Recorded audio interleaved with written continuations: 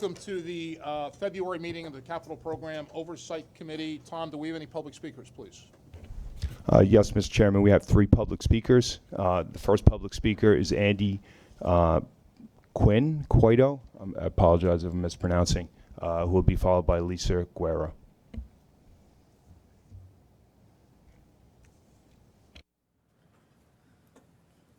Good afternoon, board, MTA board. My name is Andy Quito.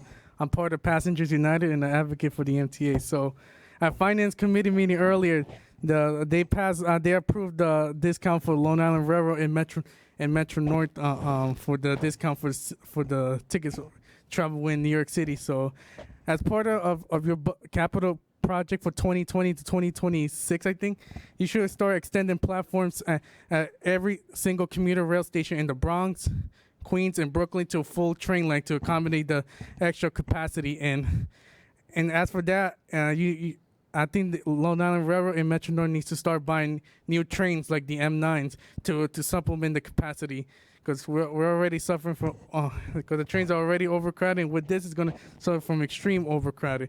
And the second thing, I want to talk about the R179s. It is causing too much issues on the J and the Z line. For the door problem, it's still continuing on.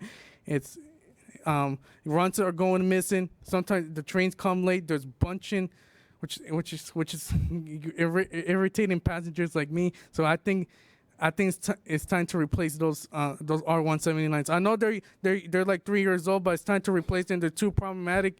I think you guys need to start ordering more R211s to replace those, because it's causing so much issues on the lines that it serves. That's all I gotta say. Thank you so much. The next public speaker is Lisa Guerrero, followed by Ethan Belletta.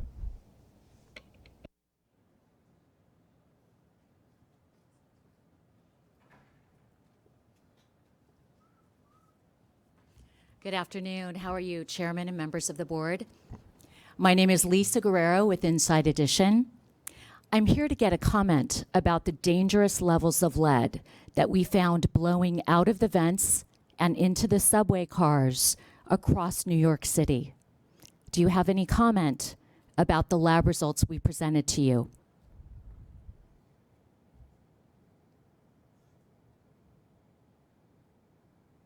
Can you please tell us what you plan to do to address this important public health issue?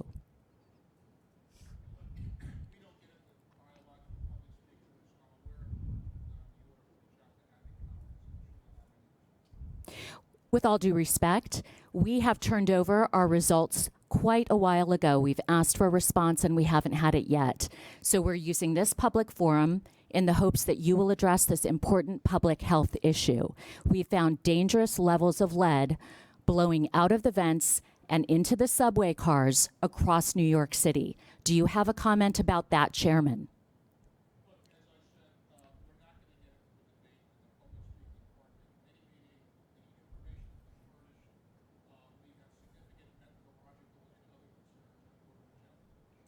When can we plan to hear from you with a response, sir? I haven't heard a time that you will be getting back to us with a response. We're planning to go to air with this in the next 48 hours. Would you like to respond to us at all before we go to air? We've reached out and we're waiting for a response. Thank you. Have a nice night. Thank you. Next public speaker is Ethan Belletta.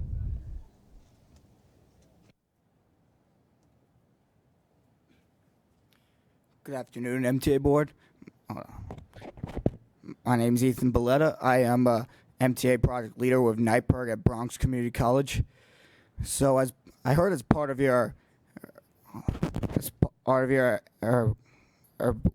accessibility plans in terms of adding elevators to stations in the Bronx, I do have a question about that. Because notice on stops such as Burnside Avenue, there are 4 flights of stairs. And what's halfway between the first 2 flights of stairs is the MetroCard turnstiles. And I just want to ask if you're going to, in terms of your plans, are you going to build an elevator to get to the turnstiles to begin with? And then you're going to build another elevator to get to the actual platform for those who actually swipe their MetroCard. Also, I do want to bring up the fact that you guys are planning a bunch of Bronx bus cuts services. Is, let's say, on the 28th, the 34th. To be honest, I just really don't see any point in this. It's just you're taking out stops, you're taking out buses, and what does that mean for people across the Bronx and the rest of New York City? A lot more walking, and I'm sure that's not what the MTA is really about, is walking. It's really about public transportation, and you're just taking out buses and bus stops. I just don't think that sounds accurate. Thank you. Thank you. Last speaker. Commissioner Albert, do you have any comments?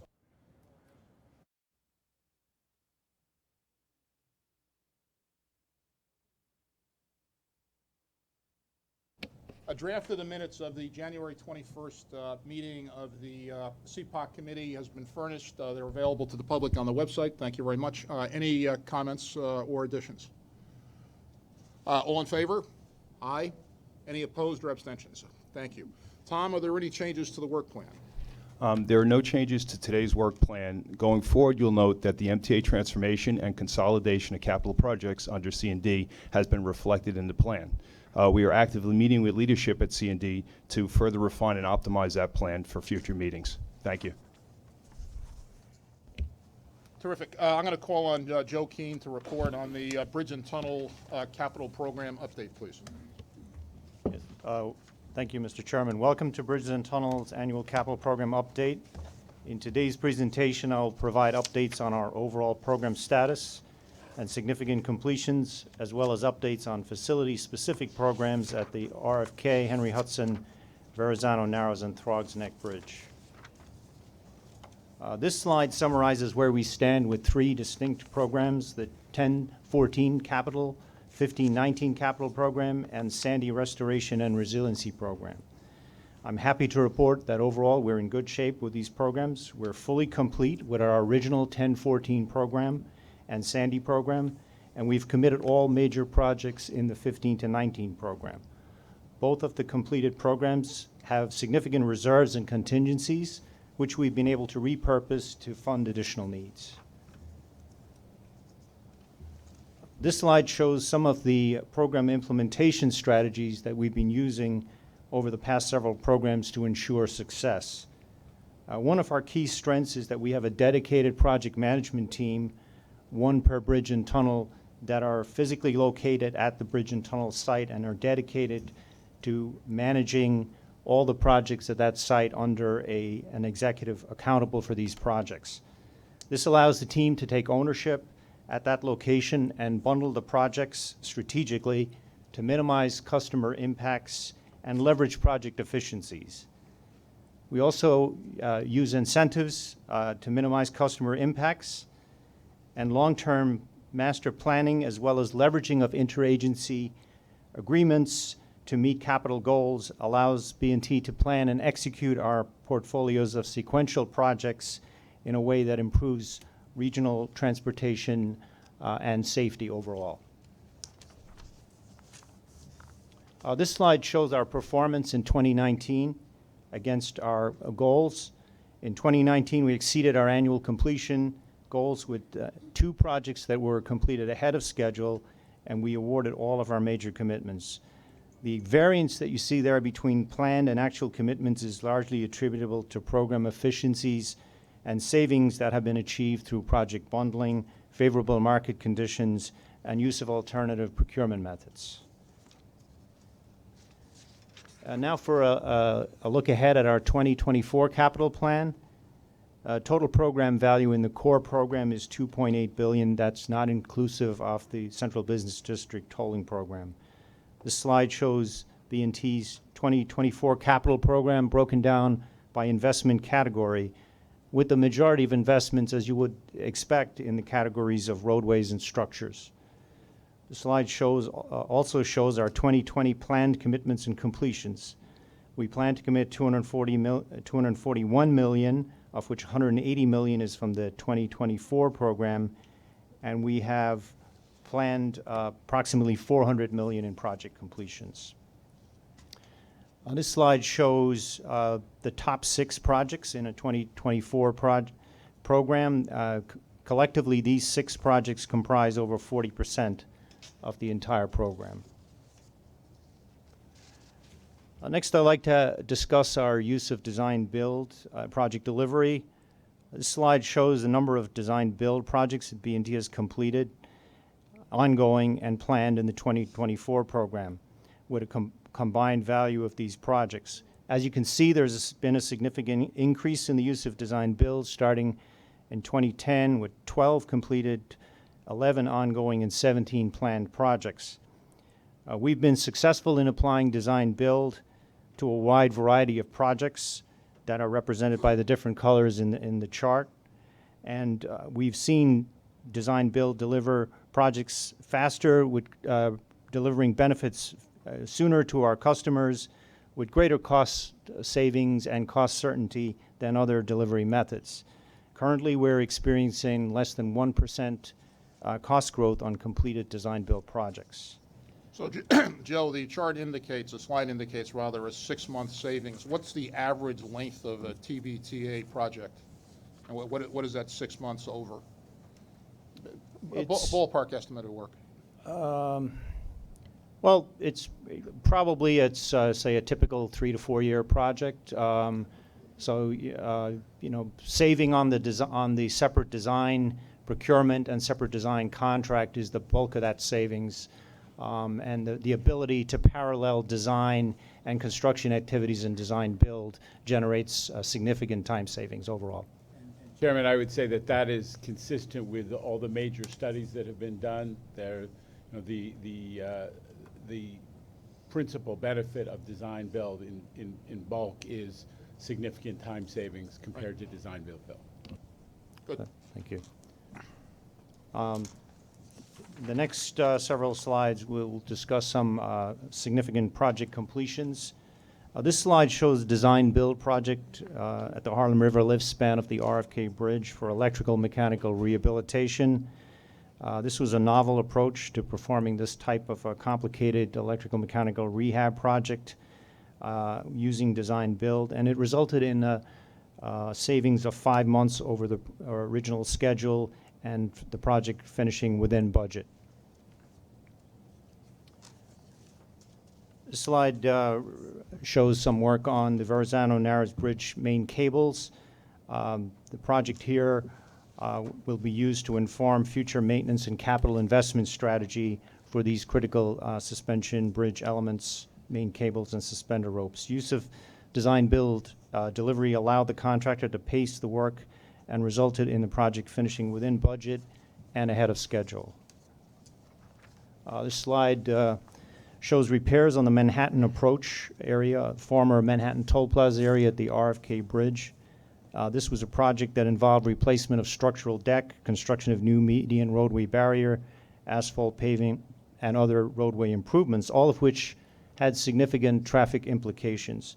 Working with our contractors and construction teams, we were able to complete this project within 7 months, minimizing impacts to the traveling public and helping to better align the work with some ongoing adjacent construction in the traffic corridor.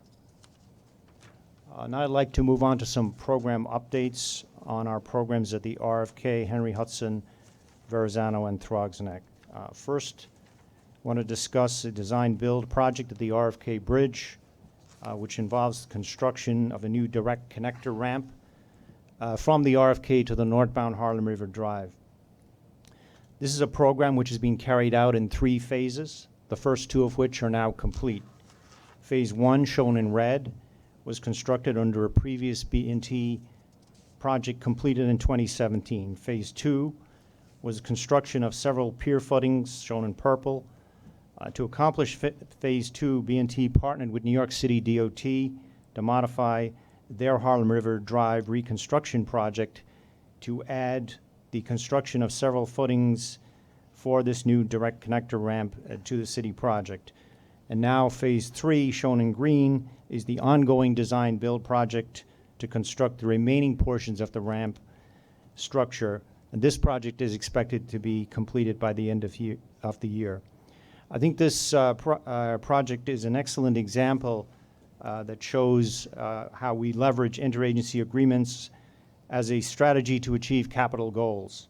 In this case, with the active cooperation of New York City DOT and our partners at New York State DOT and FHWA, we were able to achieve a significant customer benefit, cost-effectively accomplish a long-desired direct access from the RFK to the Harlem River Drive. Once complete, this new direct connector will allow traffic to access the northbound Harlem River Drive, removing about 18,000 vehicles a day from local city streets, with multiple benefits, including the reduction of 2,500 tons of CO2 equivalent per year. This slide shows photos of the micropile foundation system drilling and pier construction of some of the new piers that's currently ongoing at the site. Next, I'd like to give an update on the Henry Hudson Bridge, where we have two major ongoing projects. Shown here is the ongoing $100 million project to reconstruct the concrete substructures of the bridge, shown in red. The concrete skewbacks, as they're called, are large blocks of concrete that support the steel arch, and the concrete pedestals are the foundations for the piers that support the approach viaducts. These concrete foundations need to be reconstructed to ensure structural integrity of the bridge. This project is a prime example of the successful implementation of design-build to capitalize on contractor innovation to determine an optimal rehabilitation scheme. Challenging subsurface conditions encountered during construction have resulted in some delays to the project. The project is currently about 73% complete. We expect it to be complete within budget, and we're actively working with the design-build team to minimize schedule delays. I should point out that since the work is on the substructure, there's really very little impact to the traveling public from the project. The next photos show some of the work that's going on there. On the left, you see guide pipes that are being used to properly orient the drilling of the new micropiles through the existing concrete substructure, thereby creating an alternate load path to support the structure. On the right, you see some of the temporary support structures under the bridge, which facilitate replacement of the main pier foundation concrete. This slide shows the second of those Henry Hudson projects is a $109 million project for the stage reconstruction of the upper and lower south approach. This replaces one of the last remaining pieces of the original 1930s era Henry Hudson Bridge construction. The master plan for this reconstruction was facilitated by the prior implementation of open road tolling, which allowed us to relocate the tolling point to an on-grade location off of the structure, thereby facilitating and enabling this work to proceed. This project also includes replacement of lighting on the Henry Hudson Parkway, which was bundled with this work on the structure in order to minimize overall traffic impacts. The project is currently about 66% complete, and we anticipate finishing within budget and on schedule. Can I interrupt for 1 second? I've been on this board now 6 years, and I feel like this construction's happened for at least that long, and I think it does predate my joining this board. I just can't understand what's happening still. It feels like we keep rebuilding and rebuilding the same sections. How confident are you that we're going to be done by the end of this year? We're very confident. We're currently in stage 1 of 2 stages on the lower level.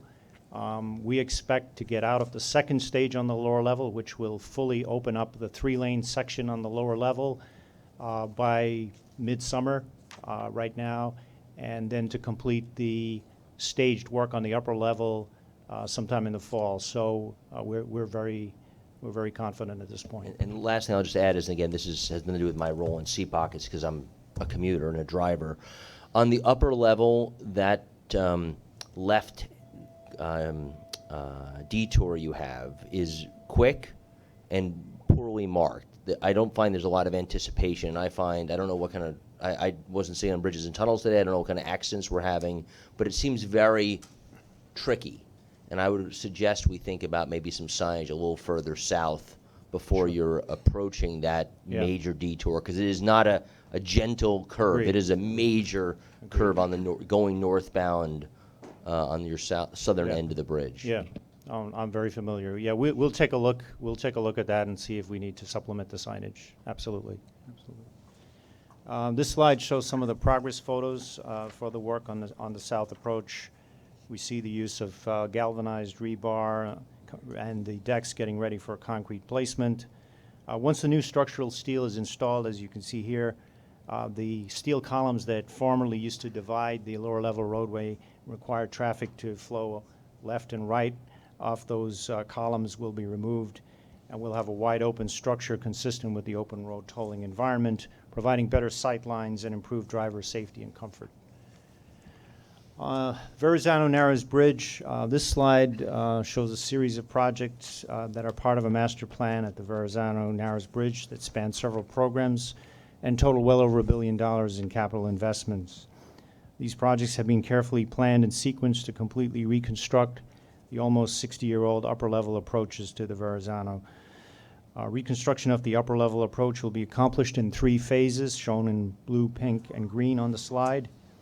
Phase 1 was recently awarded, is expected to be complete by 2023. It'll be followed by Phase 2, which is our largest project in the 2024 program, and that project includes replacement of the current non-standard left-handed exits to the Bell Parkway with standard right-hand exits. In addition to reconstructing the approach structures, there are 2 on-grade improvements shown in yellow and orange that need to be made to adjoining highways that will eliminate lane drops that currently constrict traffic exiting on the Verrazano Narrows Bridge onto the Gowanus and Bell Parkway. These projects will significantly improve traffic flow and customer safety and are currently being coordinated with our regional transportation partners to facilitate. Could I ask a question there, please? Andrew? How far south is the widening of the Belt Parkway going to be? It's really going east to the Bay, Southeast, yes. the Bay Parkway Right. exit, which is about 2 miles sort of east of the. So that entire stretch would be widened? Yeah, because basically the Bay Parkway exit, almost a full lane's worth of traffic exits there. So if we can build a 4-lane section to there, it has a significant traffic benefit for traffic on the Bell Parkway. Is city DOT contributing to that? We are in the early stages of those discussions, but we've started discussions with them. Yes. Thank you. Randy? That was the question I was going to ask. Thank you. This slide shows 2 major projects ongoing at the Throgs Neck Bridge. Shown in green is a $212 million rehabilitation of the approach viaducts, which will extend the life of those structures. And shown in blue is a $336 million project to replace the decks on the suspended span. I'll discuss this project in further detail on the next slide. The project includes replacing the suspended span decks with lighter weight steel orthotropic decks, as well as installing a fire standpipe system and replacing the lighting system on the entire bridge. Deck work will be performed in 6 major stages with a movable barrier, and a reversible lane will be used to maintain 3 travel lanes in the peak direction. We have successfully deployed this traffic maintenance scheme on several similar projects at the Verrazano Narrows and the Bronx Whitestone.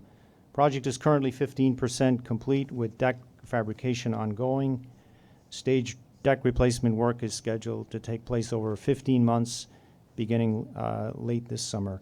Project is scheduled for on-schedule completion by late fall of 2022.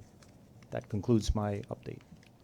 Can I just pipe in? I mean, one of the, Joe's gone over a range of projects, but I think one of the overall themes that is so, for those of us who are working on delivering better, faster, cheaper, that is exciting about this is you see a pattern of how these jobs are run.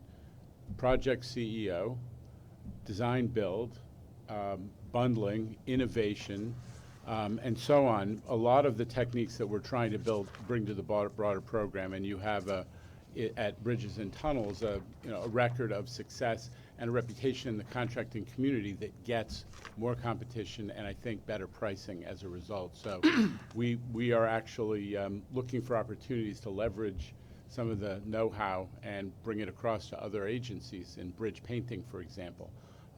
because we think that this team at TBTA has really achieved really high standard project management and innovation. Yeah, plus, get to you, Bob, in a sec. Plus, the value of design build on $750 million projects that are completed and $1.5 billion in the offing. Bob? So this is an impressive presentation of on time and early, project after project, and on time or early and under budget. The question was asked at the Bridge and Tunnel committee meeting by Commissioner Schwartz of, how do we know that we are getting cutting-edge technology? How do we know when we replace a deck it is absolutely the best and that we're not going to have to come back to it in a what is the answer to that? How do we make certain that we are state-of-the-art in all that we're doing? Well, it's a fair question. I mean, I think one thing that we've done now, and it was just, a press release was just sent out today, is we're establishing this major construction review unit. For major projects, that's the first phase. We're bringing in experts to take a look at what we're doing to see if we're using, as you say, state-of-the-art, and if there are any ways the project can be improved or made more innovative, drawing on, to some extent, on the L-Train experience of bringing in academics and professional experts to be a second set of eyes. More broadly, I think that we do have strong expertise inside the agencies, and we just have to make sure that every project has an opportunity to get subjected to a lot of peer review. I mean, the standard forms of peer review can yield a lot of innovation and success. We just have to make sure there's time in the process for all that to be brought to bear. Anybody else? Thank you, Joe. Call on the IEC with respect to bridges and tunnels, please. Thank you, Mr. Chairman. Good afternoon. The IEC provides detailed oversight on one major bridges and tunnels project. This project review is for the orthotropic deck replacement at the Throgs Neck Bridge, which can be found on page 33 in the CPOC book. With regards to the schedule, as reported by the agency, the project is approximately 15% complete. We've reviewed the latest schedule, compared this to actual field progress, and find the project remains on schedule for November 2022 completion. With respect to the budget, we agree the project's EAC is within budget. On risk, a risk assessment determined the top risk was the fabrication and subsequent delivery of the deck panels. With the rolled steel on site at the fabricators, the agency has mitigated this risk and has anticipated the project will begin orthotropic panel installation late summer 2020 as forecast. In addition to this project, the IC monitors over 40 additional projects in the Bridges and Tunnels Capital Program for contingency, cost, and schedule issues. These findings are captured in the quarterly core capital program traffic light report. Highlighted on page 37 of your CPOC book is an abbreviated report showing the status of the projects discussed in their presentation. The full traffic light report will be in next month's CPOC book. This concludes the IEC's report. Any questions for the IEC? All right, terrific. Joe, thank you. Thank you. Debbie? Debbie Chin is going to report on Long Island Railroad and Metro North update on positive train control. Okay. Good afternoon, everyone. Thank you. Since we last reported in October, just want to let you know that both railroads have made significant progress since we last reported, and we remain on schedule to implement PTC across our respective territories by the deadline. Metro North currently has Danbury Branch, Harlem, and Hudson lines in PTC operations, and Long Island Railroad has 10 of their 16 branches also operating in PTC. And I'll talk a little bit more about the project specifics later in the presentation. The budget remains unchanged since October. However, both railroads are currently reviewing the tasks to complete the project and anticipate that we'll need additional funding to finish the project. And that number will be available within the next month.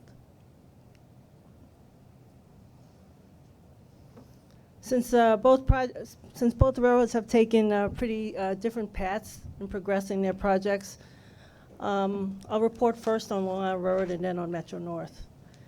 In October, Long Island Railroad only had about 40 miles of track in PTC operations, and with just the 2 pilots in Hempstead. Today we have about 112 miles, or 37% of our total 305 route miles in PTC, with about 300 trains with PTC cut in daily. In October, when we reported to you, we had just installed baseline 3.5 on all of our trains. And we were just testing baseline 3.6, which was the first phase for back-to-back software. Glad to tell you today that we've completed the factory acceptance test for baseline 3.7. That testing went very well. We had higher than a 90% success rate in our factory acceptance testing, which is the highest that we've had since we started the test. We actually just approved, we went through safety reviews this morning, completed over the last few days, and we have the approval to deploy that software across the fleet. So we're working on that over the course of the next week, and the plan, and I'll talk a little bit more about it later, is that we have a couple more segments that are going to go in this weekend. Long Island Railroad submitted our safety plan in July. And if you guys were following at the committee meetings, we had gotten about 150 informal comments from the FRA, which we're actually incorporating into the document. And our plan is to try to resubmit our safety plan in March for FRA approval. And finally, with the status of the Siemens antenna scanner, in October we had intended to complete all of we'll have Siemens deliver all of the undercar scanners by the end of the year. It was a little bit challenging for Long Island Road to actually remove all of the antennas by that time, and so we'll finish that at the end of this month. Siemens was gracious enough to provide about 25 new antenna scanners to try to help us with the float. So we're actually going to finish the installations by the end of the month and hopefully finish all of our retrofits sometime in April. We recently approved the design for Jamaica, and as you know, this is one of the busiest locations on our territory. The original design that the SI submitted was not satisfactory to Long Island Road because it did make a big impact to our operation. So we asked them to go back to the drawing board. And since then, we've been able to agree on a new design, which will require us to resubmit into our implementation plan. However, that's pushed the original June ERS date out to September, which is kind of in line with Harold. It's not technically complex, so we don't have any concern that we won't finish on time. The next two bullets talk about the interoperability. The first set of bullets is what Long Island Railroad has to do to be interoperable with Amtrak. And happy to say that in late January, we can commence PTC operations of Long Island Railroad trains through the East River Tunnels into Penn Station. So right now we had received approval from Amtrak to run our M7 DEDMs and our C3 fleet into Penn Station. And as we qualify the rest of our fleet, like the M3s, the M9s, we'll also go through the same approval process with Amtrak. We've already gotten our wayside designs, and we started to install our transponders and perform testing in Harold. That's currently on schedule. And we've also, having gotten the data that we received at the end of the year from Amtrak, we've started to develop and finalize our database for the joint PSCC territory. This is the data that's going to be implemented into the Long Island Railroad safety server. I guess this morning, and I know over the course of the last week, we've talked about the delay the notification that we received from Amtrak. They previously committed to deliver their back-to-back onboard software, which is installed on their trains by the end of 2020. However, they recently told us that that was not going to happen. Originally, it was May of 2021. However, based on a letter that we got from their chairman last week, the date is now July of 2021. As a mitigation, they did submit an alternative proposal for a different solution to get us through the interim. However, we're looking at it. There's some concerns as far as that design being 100% safe according to the PTC regulation. And the reason why I say that is, you know that today trains run through Harold every day very safely. However, there's a specific requirements in the regulation that requires us to overlay access onto our signaling system, which adds that extra layer of safety. And according to our preliminary analysis, we feel that the mitigation that was submitted by Amtrak will not provide that safety factor. So we're probably going to have to add a different operational mitigation on top of that. And hopefully that will be FRA acceptable for the mandate. And definitely one of the things we're looking at is to make sure that there's no impacts operationally to any of our customers. So Debbie, it's worth saying, as Commissioner Zuckerman noted this morning, first, any Amtrak plan is subject to the Long Island Railroad's approval and the FRA's approval, point one. That's correct. Point two, the territory that we're talking about is, it's an issue of Amtrak's ability to proceed safely and under PTC on our territory. And we've already achieved PTC status on that particular territory. The software that we need, we just tested. So we have to deploy it in the field. But yes, our trains will have the back-to-back software required to safely transition over our territory, and also what we call F-Tower interlocking, which is Amtrak's territory. However, their trains is, that's where they lack, is they have to implement the same software or similar solution onto their trains. The difference is that they have a different wayside. So even though they have the same onboard software supplier, which is Siemens, their software is different than our onboard software. So they really need to develop their own solution. We were able, in the course of developing our solution, we were sharing our information with them so they understood where we were and what some of the things that we were encountering as we were doing our design. So that should probably short circuit the delivery of their solution. Debbie, did you say earlier that until you get this new software on the M3 and M9 fleet, they would not be able to proceed through this section of track? No, the software works for the entire fleet. It's been tested for all fleet types. What I was saying is that before we can run the new, we go through a whole process to qualify trains on running in PTC. So we usually get a green light from the FRA first before we do that. I see. So we haven't actually put M3s and M9s into PTC operations yet. We're actually in the process of doing the M3s first, and eventually we'll be doing the M9s. Thank you. Oversimplification. Why can't Amtrak use the same equipment that we are using through Harold, and there wouldn't be a problem?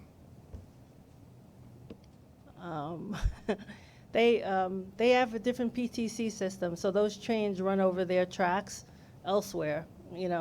Harold's only a small segment between when they run on their own tracks to when they go through Hellgate up onto Metro North territory, and so they, fortunately for them, Metro North doesn't have back-to-back locations. They actually mitigated that problem. Susan? But the question is, we've been talking about this. We had an agreement that we would both implement it by the deadline. We've had many executive meetings to discuss that. I was always understood that they would deliver before the end of the year. I didn't kind of police them during the process, but they just informed us in late January that they would not be able to deliver. You shouldn't have to police them. Are they able to run their own PTC through F-Tower area? Yes, they just actually implemented PTC through interlocking at the end of last year. But prior to that, they didn't have PTC in that area. But everywhere else they're okay? I guess, yeah. As far as Long Island Railroad is they're concerned. certified. They have a certified system from the FRA.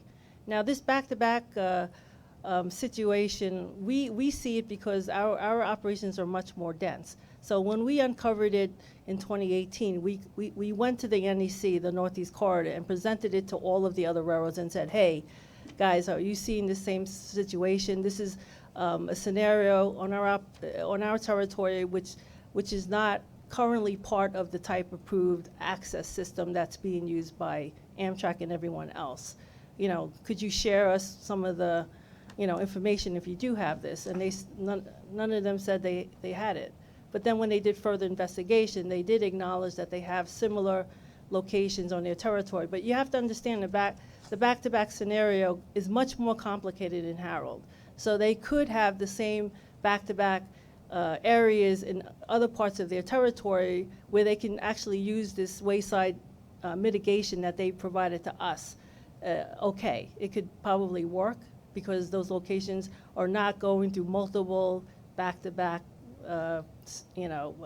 pieces of track. You know, you probably go through several in a row, which is one of the things we're looking at is to see if we could mitigate the safety concern we have with their proposal using either through routing or some other operational mitigation. But we're not quite yet sure if the FRA will agree that it's acceptable. But they agreed. We're all working with them. I have a meeting with them this week, and they've committed to help us resolve or come to some resolution.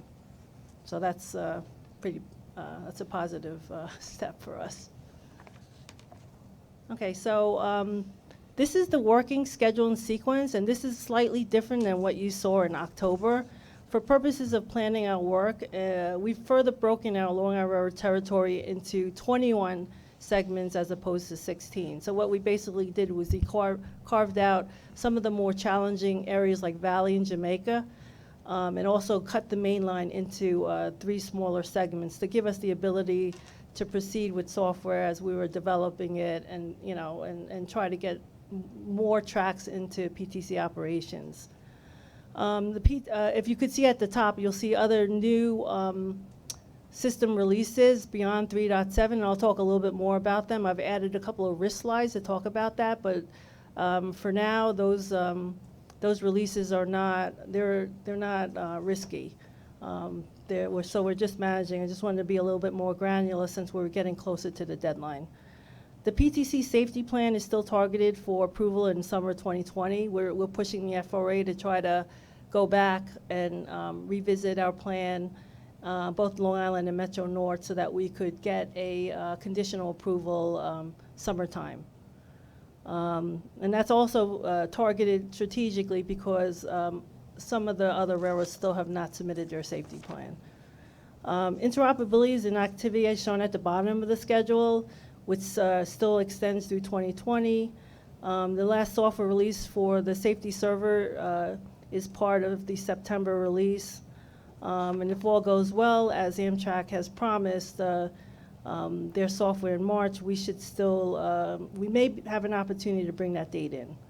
And that's relative to both Metro North and Long Island. So I'll talk a little bit more about that when I get to the risk slides.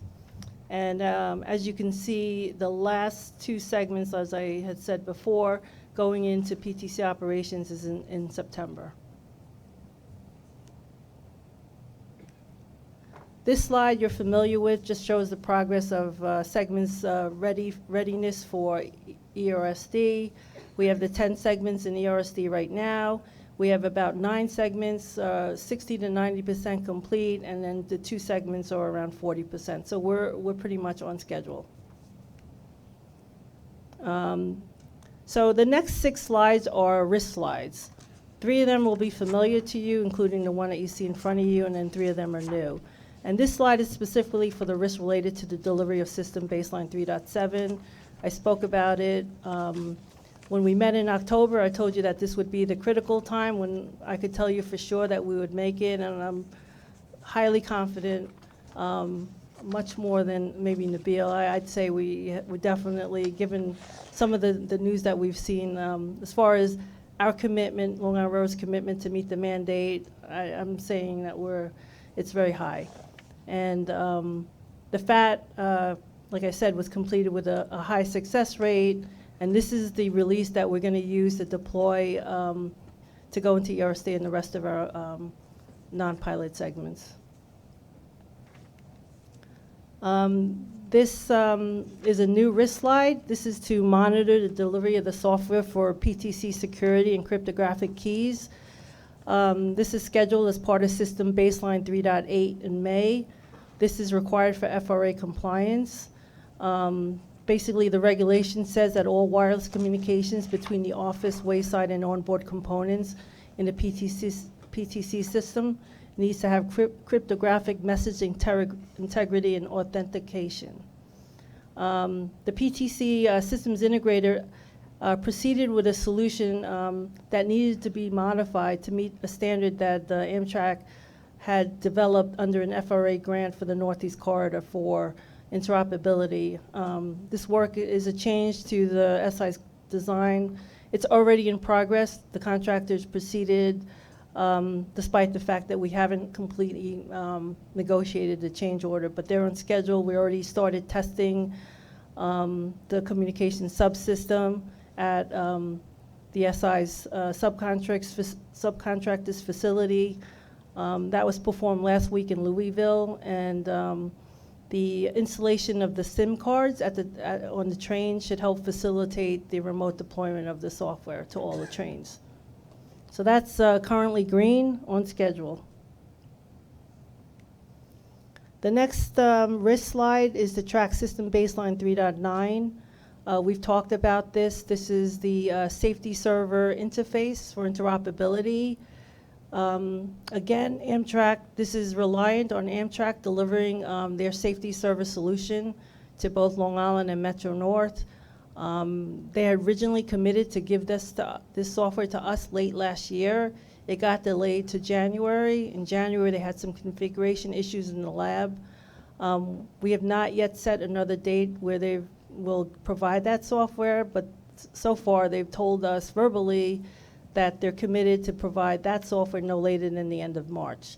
So if they keep to their commitment, we'll be able to deliver that software no later than September. Right now, if we get that software in March and it doesn't have a lot of issues, we probably will be able to bring the delivery of that software in. So we don't. I just note the following. I've asked representatives of Siemens and Bombardier to come to the March meeting, and they've agreed to do so.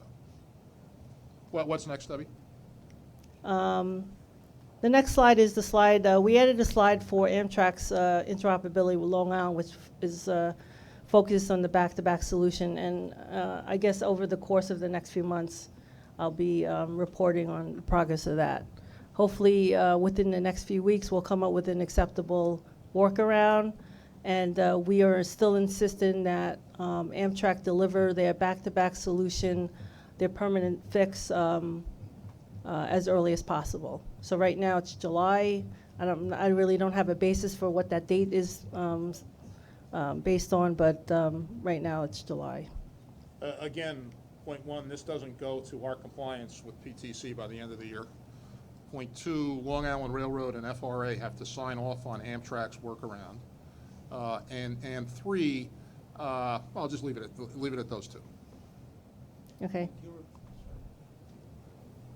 That first one you mentioned, let's just repeat that one more time. So you said that Amtrak's lack of compliance does not create a lack of compliance for the Metropolitan Transportation Authority. Exactly. Amtrak's work on the B2B goes to Amtrak's ability to operate on our service, not to our compliance with PTC. Whatever Amtrak does will be subject to approval of Long Island Railroad in the first case in the FRA. So can we just, I feel like we haven't answered the following question.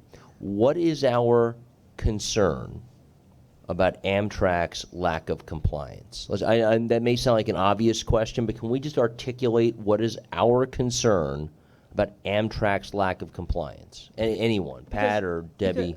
I mean, as the host, we're responsible for the tenants that run on our tracks, and they have to be FRA compliant.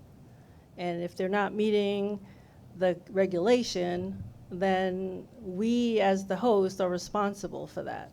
And if they're out of compliance and we let them operate outside any acceptable solution per the FRA, that's on us. Phil, do you want to speak to that? Yeah, so as Debbie mentioned, and I spoke with FRA on this, as the host, if we allow them to run on our territory and they're not in compliance, then that affects us. However, as It affects us being out of compliance. However, as the host, if they're not in compliance, then we're not going to allow them to operate on our territory. That's just plain and simple. They have a responsibility, just as we do, to deliver on the commitments, and we expect to do that. And we're going to work with them to help them to meet those expectations. But at the same time, we're not going to sacrifice our ridership if they don't deliver on their commitments. Or Phil, alternatively, we could put limitations on their operations until they are compliant. We can, yes. Yeah. So this sounds like, if I may, this is not a rider issue. This is almost a landlord issue. This is right? We own a piece of, sorry? That's Well, correct. we own a piece of real estate, and they're not, like if someone was a renter in your apartment building and they were beating up the walls and causing mayhem with your other tenants, that would be something you'd want to stop as a landlord. But this is not our riders will not see this, be affected by this in any way. Is that correct? Well, I want to say that, like I said, our existing signal system is safe. However, we have an extra safety layer, and it's the reason why you put the extra safety layer is to eliminate all possibility. So by Amtrak not being compliant, if we operate the way we do today, there is a small window of chance that it could affect the trains that are operating in that same area. Sort of like when one guy, at nighttime, one guy has got his headlights on, the other guy does not. And so you have your headlights on, but you can't see him. Is that the issue? It's like if there's a possibility that he could pass a red signal in the interim of the back-to-back. I think the point is that we're working with FRA, we're working with Amtrak. We're going to ensure that they're either in compliance or that they're going to have to amend their schedule to not put us out of compliance. Phil, do you happen to know if Amtrak has this issue with the other commuter rails that they share with, like the MBTA, New Jersey Transit, SEPTA, MARC? So they do have back-to-back in other territories. I think what Debbie said, and it's true, Harold is probably the most complex, busiest for sure. interlocking in North America. Yeah. And as a result of that, it is a little more complex. I think the ability in back-to-back in other areas, they have more flexibility. Yeah. In Harold, they don't. And again, that's why the workaround, the alternative solution is important. We will continue to work with them. In parallel, we're going to work There's no with them way they on- would run the risk of not being able to run their Boston to Washington service. I mean, they understand how important that is, their hourly service. And I'm sure they understand that, and that's why this is such a big topic for them. And Glenn, one of the railroads that does not have the issue with Amtrak B2B is Metro North. Yeah, we are fortunate in that we had one and only one back-to-back. It was in New Haven, and it was not strictly on the main that Amtrak operates on. We looked at this about a year or two ago and decided we could come up with a design solution for that one thing, so we didn't have to have a global software solution, which we did. We applied for a main track exemption and received it, so we do not have any of these issues at all. All right. I'm going to skip over the next two slides. They're familiar, but they're green and pretty much under control as far as the deployment of software. We have all the resources we need. The resources of the consortium, of course, has always been a concern since October. They've added key leadership and extra resources. Andrew Arendt and I had just visited Pittsburgh last week. We actually met new members of the transponder and the office team. We met with the safety and the factory test team. We're feeling good about the number of people we see working on our project, and they're dedicated to Long Island, and there was a dedicated team to Metro North, so that's a positive. So of course, we still, with the way the industry is, a lot of people moving around, we still will always be watching the resources on both their side and ours.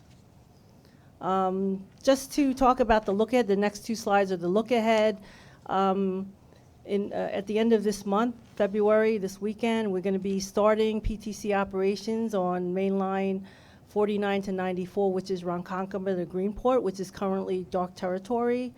We will initially be starting implementing civil speed enforcement, so all of our passenger trains that run on that territory will be governed by that, and or before the end of the year, we'll have to finalize our agreement with New York and Atlantic, because as part of our IP, that requires some temporal separation window, which basically prevents both passenger and freight from being in the same block.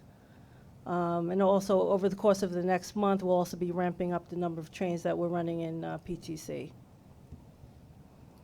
So on to the status for Metro North. Oops. Did I? Yeah. Do you want to talk? Yeah. Okay.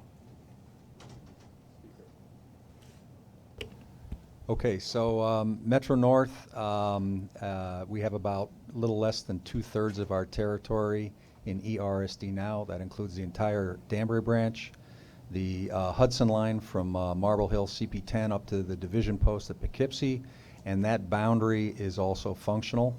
And we have the Harlem line from CP 113 up to the terminus at Wassaic 182. We are running about 480 trains a day in there, and we've run over 25,000 trains in PTC as of the end of January. In addition, we're also running tenant railroads. All of the Hudson Empire Amtrak trains are in PTC, and the CSX freights on the Hudson and the P&W freights on the Danbury are all running in PTC. What we're doing now is we're gearing up to cut in our next 2 segments, actually 3 segments. We Saturday ran a PTC test train on the New Canaan branch, and we are finishing up testing on the lower Hudson from CP1 to CP10 and the lower Harlem from 106 to 113.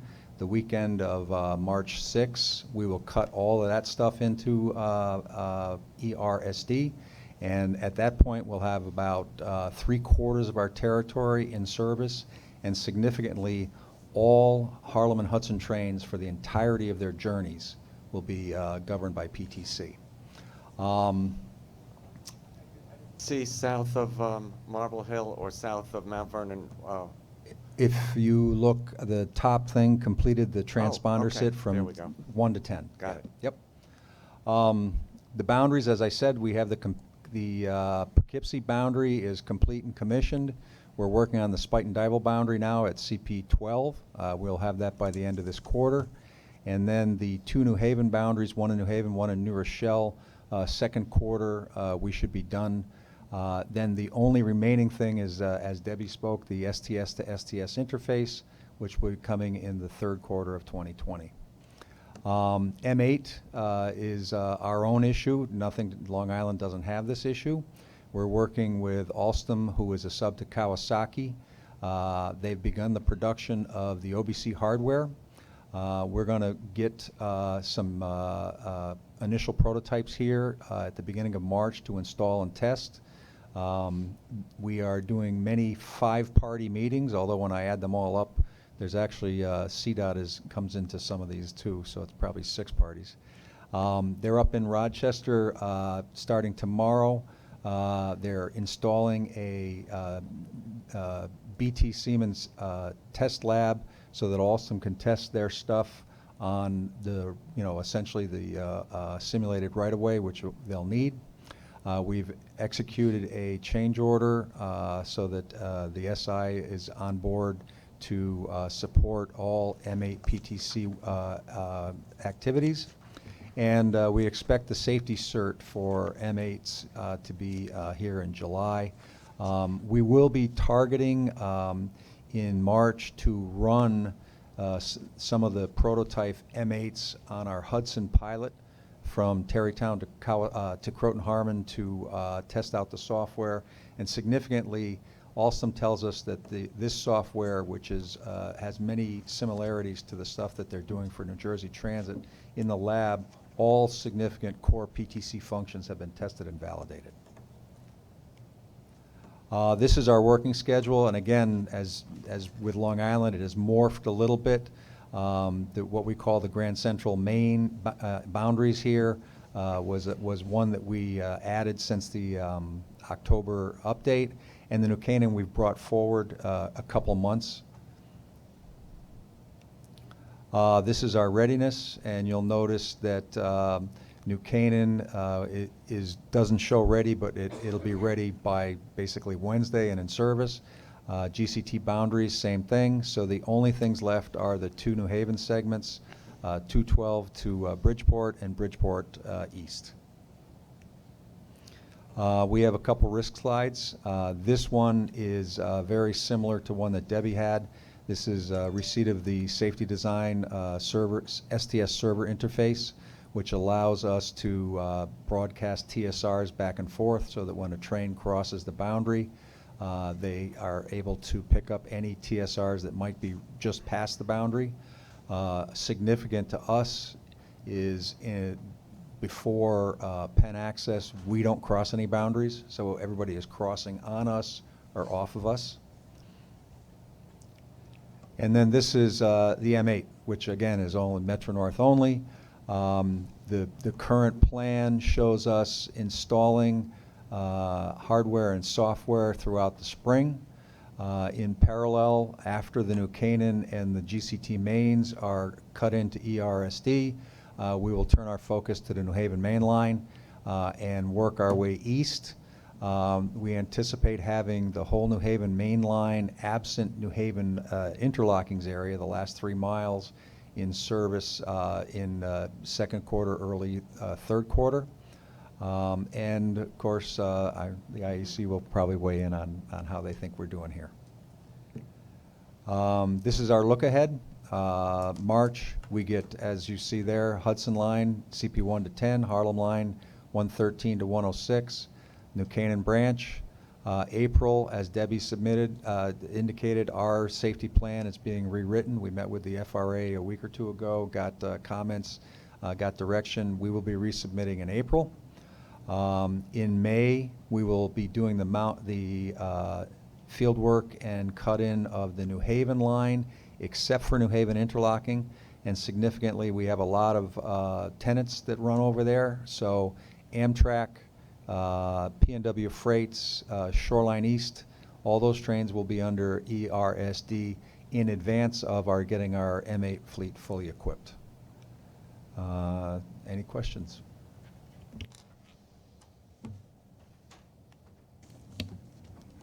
Glenn, thanks. IEC, please. Yeah, good afternoon. The IEC PTC report is on page 60 of the CPOC book. So I'll start with respect to project budget. Based on our independent analysis, and as indicated by the project team, there is a need to increase the current budget to support project activities through completion. Since our last report to the board, the project made good progress on a number of fronts, including advancing revenue service demonstrations on a number of line segments and branches at both railroads. The system integrator continues to improve the quality of software development and factory testing, including software release 3.7 that provides the complex back-to-back functionalities as heralded. As such, the schedule risk associated with the system integrator's software development has been reduced. Metro North and other stakeholders agreed on a viable plan to integrate the M8 fleet into PTC operation, and the system integrator completed the corrective actions to the scanner antennas and CTV units. However, with respect to interoperability, the project did encounter delays caused by Amtrak, which delayed the STS to STS interoperability testing and added significant risk to achieving full interoperability at Harold before December 2020. So moving forward, there are two main risks that could have an impact on achieving the December 2020 deadline. With respect to Long Island Railroad, Amtrak's decision to delay the development of an interoperable OBC software that includes the required Harold functionalities until mid next year increased the risk of not achieving full interoperability with the Long Island Railroad. Amtrak has since provided a proposed workaround to mitigate this risk, Currently, Long Island Railroad is in discussion with Amtrak to find a viable mitigation to the risk. And FRA approval of an agreed-upon mitigation is required to ensure compliance by December 2020.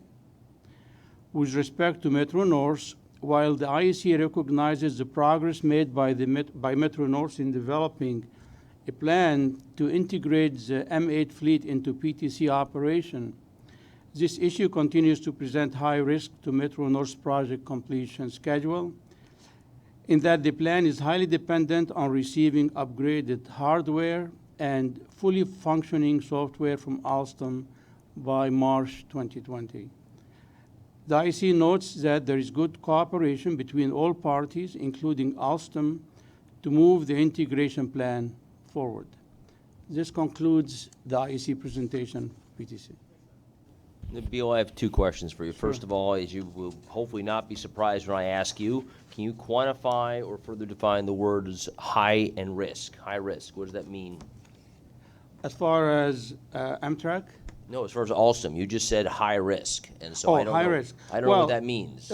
Currently, the plan to integrate the M8 into PTC operation is dependent on receiving upgraded hardware in March, as well as fully functioning software also in March. If Alstom does not comply or does not provide that upgraded hardware and software, then subsequent activity is going to be delayed. And depending on the extent of delay, that could impact the ability to have the M8 in PTC operation by 2020. Okay, well, you already had said all that, so I'm just trying to understand high risk. Does that mean like we're really, because we use those terms and that's a red circle, high risk. Yellow is moderate risk and green is low risk or no risk. So I'm just trying to understand because I didn't see any red circles. Right. I mean, we don't have visibility into the progress made by Alstom in providing the hardware or software. So that presents risk. Maybe I should. Does Metro North have insight into Alstom at this point? We are meeting with them weekly and continually. Our last executive meeting was on Friday. By all indications, everything that they are doing is as per the plan, which would give us this hardware and software in March. So right now, I think everybody at Metro North is cautiously optimistic. I think, as Nabil points out, March is a big date. That How much can that slip by? Like, so we're still okay? Is it April, May, June? Like, just give us, because I heard high risk, and that makes me worry. Like, it's March or we're screwed, which is not what I'm hearing from well, you. That's right. And I'm trying to foot the two. We can okay, so in this case, screwed is a relative term. So we are trying to get all of the M8s equipped. Okay. However, if we do not have all the M8s equipped and we have enough for head end and rear end, so that with the belly pairs are work in progress, we're essentially home free. The plan is to have everything done in the fall, so we have a little bit of wiggle room there. But in addition to the wiggle room is the ability to do a fleet management exercise, which would be, a tough thing to do, but it could be done. So. And we would be fully compliant. Randy and then Bob. At the present time, there is no equipment on the M8s, or there is equipment on the M8s, and we're waiting for software. So the M8s were purchased with equipment which was compatible with Access 1. And what has happened since then, we're now into Access 2, and instead of having the old wayside, we now have the BT Siemens wayside. So the equipment has to be selectively upgraded, both hardware and software. To Glenn's point a little while ago, the one thing that I would say is that March is going to be a big month, and I think we'll have a lot more information with respect to the viability of the schedule and any potential mitigations in the March board cycle. So we'll obviously give you a very detailed update with respect to this particular item when we get back together in March. All right, so my second one, Nabil, is related to the Amtrak discussion we had. You clearly, as a matter of course, as a group, you review our schedules, you interview the staff, you visit with them, and you develop an opinion. the Amtrak one is something that is far further removed from our own control. And so what are you doing to validate or invalidate viewpoints that we're getting from Amtrak, if anything? Do you need any further information or access so you can have an independent viewpoint as to Amtrak's ability to meet deadlines? Presently, Amtrak has stated that their software will not be available until July of next year. So just to put things in perspective, as Debbie stated, currently the existing signal system provides high level of safety for both Metro, Amtrak and Long Island Railroad at Harold. PTC enhances the safety of operations. One of the PTC functions is positive stop, which means that PTC will enforce the train to stop at a red signal. In the absence of the Amtrak software, they have to rely on train operators to enforce or to stop the train at a red signal. In the event there is no workaround, and in the event a train operator does not stop at a red signal, it does present an operational risk to Long Island Railroad trains in the vicinity of the Amtrak train. So in terms of what we need to see a workaround that we will be able to assess if it's a viable workaround or not. I was asking a slightly different question. Thank you for the detail. My question was, is there any access you need to information, whether to Siemens and what they're working on, so you can give us, as the host, greater clarity as to whether April is a reasonable expectation, or your whole MO, the whole reason we have you is to tell us whether we're actually doing what we say we're doing. Mm-hmm. And so I trust that you're helping our colleagues here figure out whether they're going to actually hit what they're saying. Do you need anything, and would it be valuable to help you get some access to Amtrak so we can validate whether it's reasonable what they can do, or it's way outside the realm of reasonability what they say they can do? Well, I mean, at this point in time, we would like to see the proposed workaround, because if the proposed workaround does not provide the required safety or is not approved by FRA, then that could jeopardize the compliance by the Long Island Railroad with the December date. So that's really the main thing we need to see, is what is the proposed workaround, and if we can participate in some of the meetings, that will also be helpful. So perhaps I missed this, but on your slide 61, you said the current budget is 1.86 billion, and then you say based on your review that the additional funds are required. Who tells us how much additional funds will be needed? Well, we have done a preliminary estimate of the potential needs, and it's between $30 and $60 million, but that's preliminary. We have to wait for the project team to come up with their estimate, and then we'll sit down with them and review it. Yeah, both railroads will be doing that. We're both in the process of evaluating what that number is, and we expect to be able to report back in the March timeframe. Randy? Are you participating in all these meetings with Amtrak and Siemens? No. Would it be helpful for him to do so? That's what we just said. Yep. They can join, certainly. He asked for that to happen. We'll make sure you have those meetings. Good. Okay, Anybody else? Good, thank you. Tim? So just updating on the completions and commitments for January. For commitments, all the agencies committed $1.1 billion, exceeding our January target. For completions, we completed $143 million worth of work, including 3 major completions, but that was less than our goal of $259 million for January. And the biggest variance there was in-house track work at Transit As you're aware, in-house track works, great asset is its flexibility to work with maintenance and other priority needs. So all of the completions that weren't achieved in January will be achieved in February. Good, thank you. I'm going to ask for a motion to go into what I believe will be a brief executive session on capital security projects. I can tell the board and the public that no action will be taken, but I'll ask for a motion to go into executive session. Second, all in favor? Aye.